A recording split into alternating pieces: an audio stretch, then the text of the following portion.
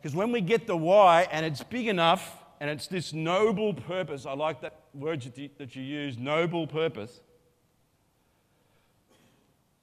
When we really get that and everyone gets that and is in alignment with it, the how, the strategy becomes easy so that then the who, the what and the when, which is the execution, becomes simple yet profound in its own way. So if you really want to ride this white water raft and you don't want to end up somewhere else than where you want to be, those, I think you call them ambition goals, is that right, Mike? The ambition 2015.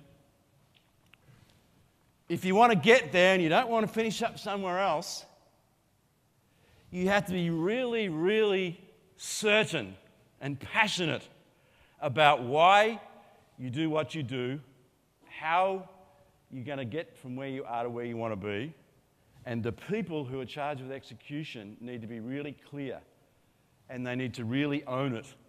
And I'm going to explore with you some ways that we can do that today. I call them the critical culture creators. The first one, and this is really links in with the why, the first one that I find in most organisations who are brilliant and beating everyone else in the world is rules of engagement. These are rules that cannot be broken. A lot of organisations are run by what a colleague of mine, Steve Simpson, calls UGRs, or unwritten ground rules. It doesn't take long to find out what runs an organisation. People like me just wander in and you start talking to people at the desk or whatever it is, and you soon find out how things are around here. Now you guys, you have three, what I think are quite brilliant rules of engagement. You call them your core attitudes. What are they? Sir, what are AXA's three core attitudes?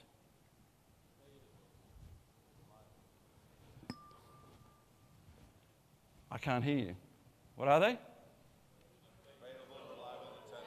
Does everyone know these? G'day, old man. What's your name? Stuart. Stuart, pleased to meet you. Does every single employee know these? Yes. I wonder if they know what they mean. I wonder if I was to go out into the branches and in the trenches and ask your employees, look, I hear you've got a core attitude that's called available. Can you tell me what it means? Would people tell me we are there when our customers need us and we listen to them truly? Would every employee in AXA Asia be able to tell me what the words mean? Do you think? So we've got a problem, right? Because unless words become verbs, they're just meaningless words.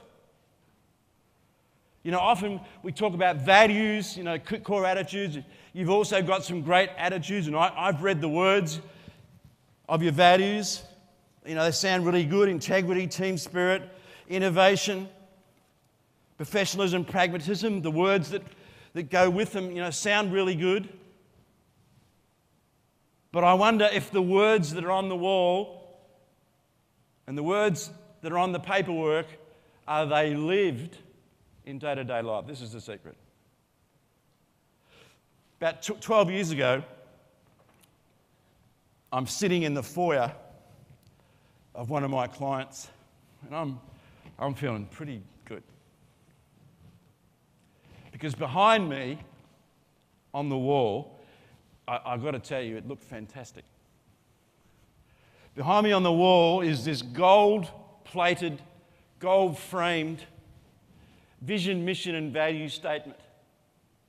It was gold, and it had a burgundy sort of inside and gold lettering, and it looked sensational. You know, and the reason that I'm sitting in the foyer of this organisation, because they're my client, and the managing director of the organisation, the guy that I was reporting to, he was so excited by this magnificent looking thing that he said, me and all the other executives are going to sign this for you and give you a personal copy as a memento for the great work you did with us. So I'm sitting here because this is the day I'm going to get presented with a miniature of the vision, mission and value statement. Two ladies came out of the door here.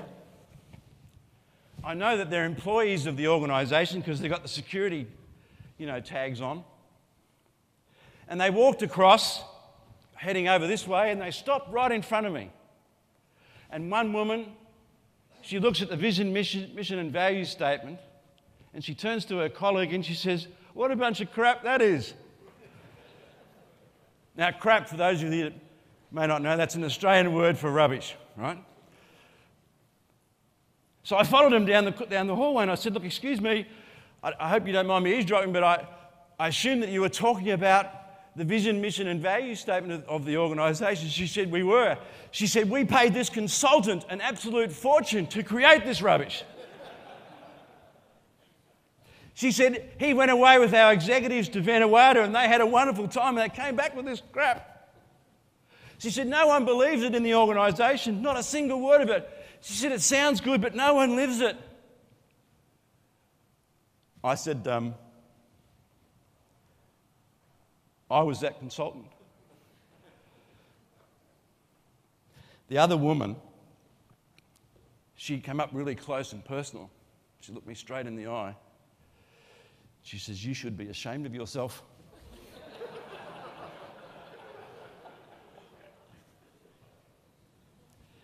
Now, here's the thing, folks. I've never done that since. I'm here to remind you today that if your words, if your values and your core attitudes that are written on the wall and on more sheets of paper and more reports than you can poke a stick at, if you aren't living them in the hall, then your employees can't possibly be inspired to bring everything remarkable that they are, that special one-of-a-kind person each of us is. They can't bring that to their work because they think you're frauds. They think you're fakes.